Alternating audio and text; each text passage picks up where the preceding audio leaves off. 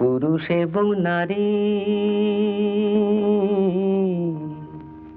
তাদের চিরকালের আড়ি, নারী পুরুষ জীবন মরণ সাথী।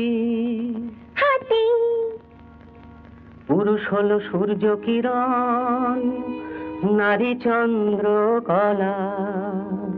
কাজ কলা, পুরুষ নারী সুখ দুঃখের একটি মালা গাঁথা। ব্যাঙের মাথা, হাতটি ধরে সাতটি পাকে ঘোরা।